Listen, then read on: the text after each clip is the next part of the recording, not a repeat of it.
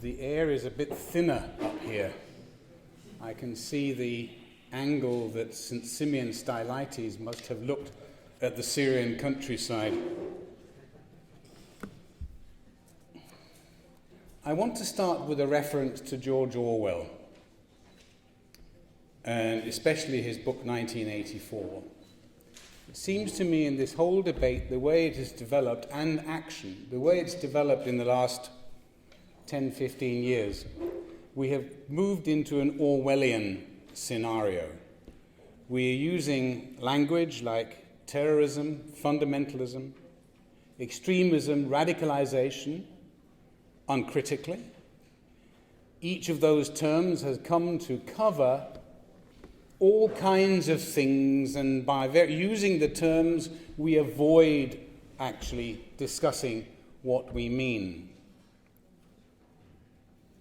Now, I'm specifically talking about the discussion and situation in Europe, and I would defend that by saying, yes, that's what I was told to talk about, but also because I think the process of whatever we call it in Europe is different from in other parts of the world.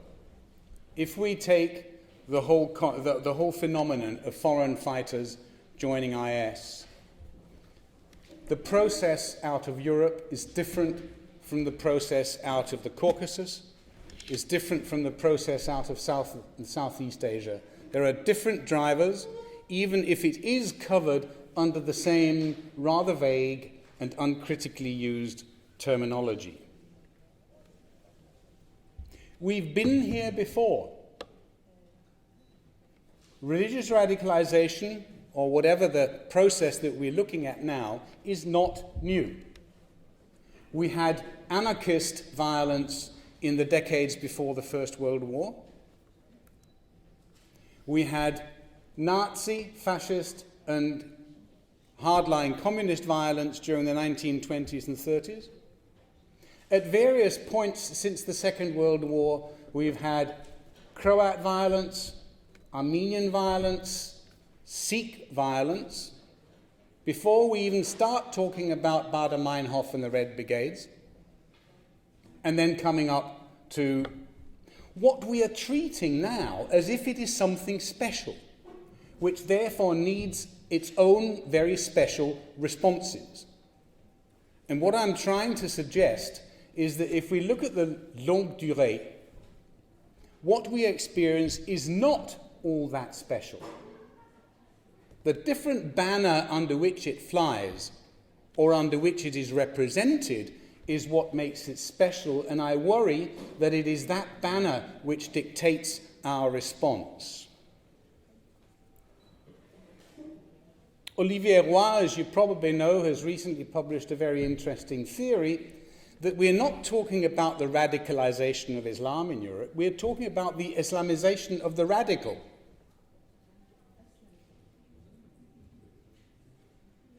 In 1992, interesting exercise, the Dutch security services published a report in which they had been asked to look at possible future sources of political violence in the country. And in 1992, the Dutch security services warned against extreme left and extreme right-wing violence. And if you talk to Swedish and Norwegian security services today, that is where their emphasis still lies. Whereas you talk to the British or the French, it's Islam. Now, in a footnote almost to that 1992 report, the Dutch security services asked themselves, what about Islam? This was a time when the children of Muslim immigrants who had come to Europe, the Netherlands, 20 years earlier, were beginning to grow up and coming out into the labour market, and the Dutch security services knew very well that a number of these young people would experience frustration and marginalisation.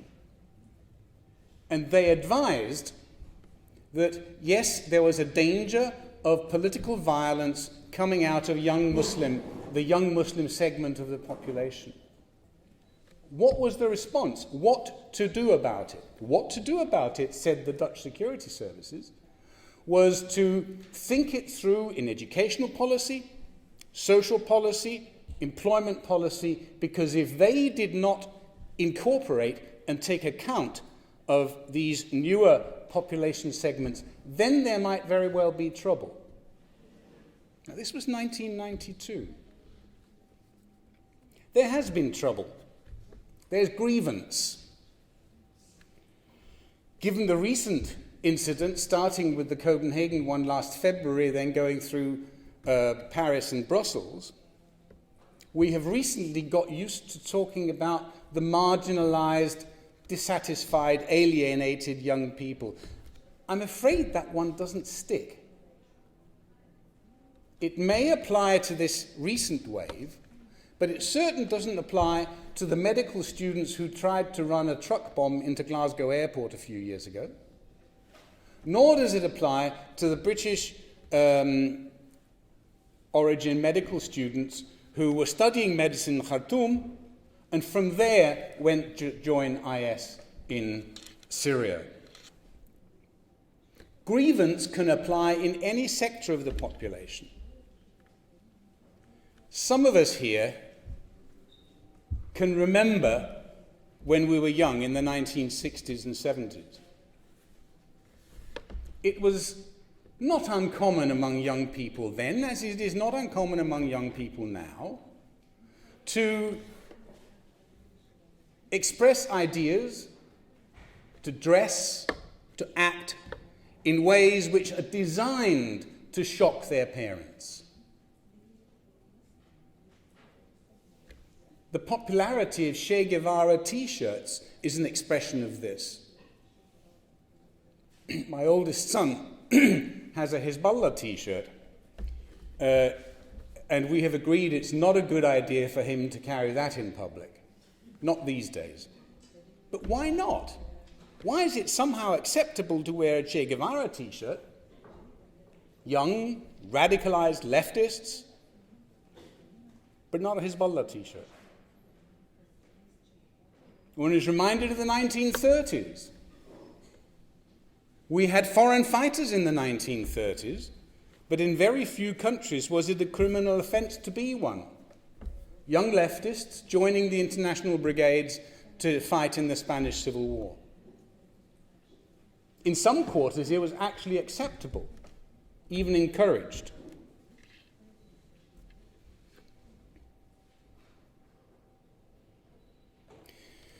There have been all kinds of studies, experts all over the place in the security industry, and the security industry has exploded massively in the last 15 years, who try to analyze what it is that attracts young people into whatever we want to call it. And we have these these phrases. We've had CVE. There's also PVE, preventing violent extremism. Then there's CT, counter-terrorism, CVE. I mean, you can invent any kind of set of alphabet combinations you want, and you'll find something that fits here.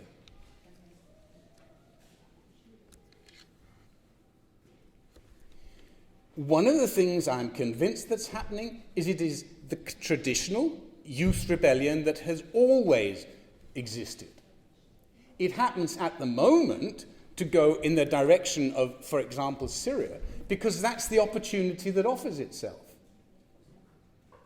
It's a damn nuisance if you happen to be in the if you happen to be in a particular position in the political structures. And the law is constantly changing to chase after them. A number of the things that we did in the 1970s in Beirut are now criminal under anti-terrorism legislation.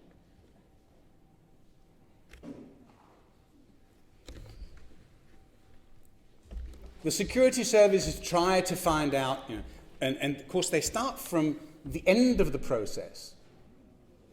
The young people who have got caught up in this and have gone to Syria have been caught, accused, indicted, jailed for terrorist activity. How did they get there? hindsight is not prediction. Very often you get these socio-economic explanation of marginalized youth. Doesn't help you, because there's loads of marginalized youth, the vast majority who do not go there. But if you use that as a foundation of, God forbid, CVE, then you're going to end up massively group labeling a whole segment of the population. And I don't need to go into detail of what the result of that will be. You alienate precisely those groups that you don't want to go down that route. You get the whole phenomenon of racial profiling. You've got a strange name. The automatic registration at the airport of Copenhagen when you check in will refuse your registration and send you over to a check-in desk because you've got a strange name. When we were living in Damascus, my wife was never allowed to check in automatically because she had an Armenian middle name which the system thought was strange and needed to be checked on. And the very latest that's happened within the last week, we've had a report from the police in Britain, from the Assistant Chief Police Constable who has overall coordination responsibility for the PREVENT strategy. That report says that it shows that about half of the people who have been suspected of, arrested for, indicted for terrorist activity, itself an enormously loose term, about half suffer from some sort of mental illness. Now, what does that remind you of? Soviet psychiatry, as was.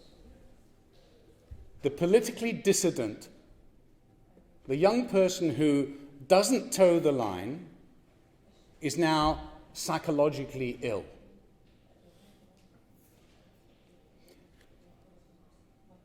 And I would hate to be in the shoes now of Muslim community leaders in Europe.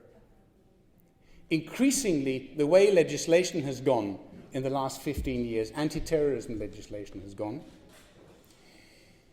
the only legitimate form of Islam that you can follow is pacifist Islam. If you are not a pacifist Muslim, you are in danger of being caught up in one form or another of anti-terrorism legislation, certainly in Britain.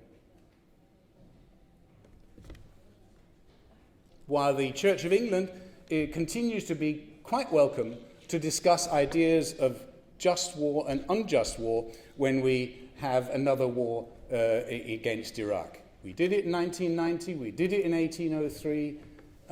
All the bishops sat down and had profound discussions about whether this was a just war or not. There was no question of the Quakers being allowed to dominate the discussion because this was not a pacifism discussion. But if you're Muslim, you have to be pacifist. Either you're going to have to watch out. Thank you very much.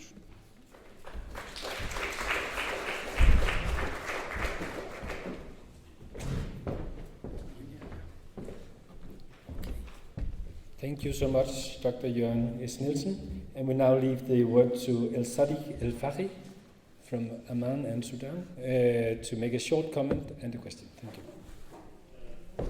Thanks so much for availing me this opportunity to say a few words. I'm really grateful to what has been said just right now, especially when talking about terms and terminologies. We have great difficulty stomaching the word fundamentalism when it was used, because all the Muslim jurists are fundamentalists by the nature of their profession. To be a jurist in religion, to be a fundamentalist. So it passed away, thanks God, but the extremism now.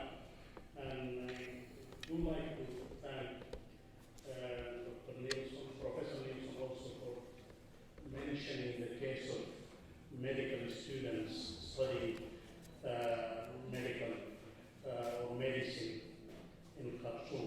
The known individuals who went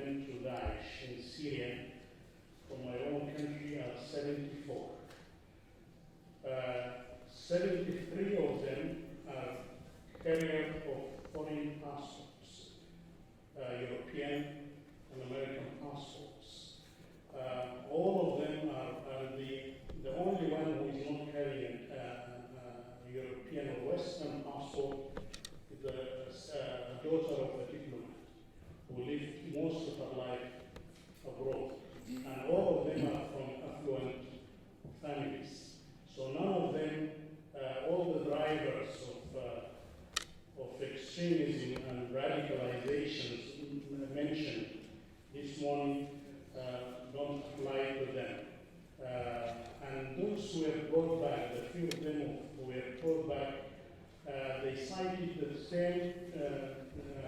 same reasons you just mentioned, that the radicalization of the Western society, the laws that brought in after September 11 in many countries made them feel that they are not belong. They are no longer belong to these societies they are living in. So they became radicalized, not because the local drivers in Syria or in Iraq or in the region, but because of the local drivers emanated from the Western societies after September 11. So the radicalization of Western societies fed in or factored in their attitude, thought not only the situation or their subscription to the situation in Syria and Iraq, but also the radicalization against the West in general.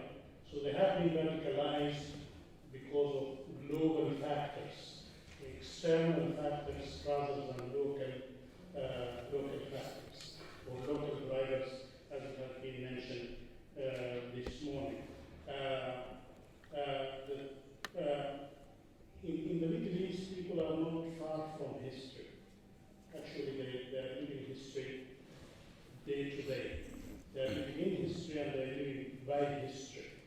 And in conversation and in dialogue, it is very necessary to bring history in for comparison and for not driving others to be defensive. Sometimes we find ourselves in defensive or trying to defend ourselves because, and you rightly said, there is nothing when we go back to history or study recent and past history. There is nothing special about Islam when it comes to radicalization or extremism.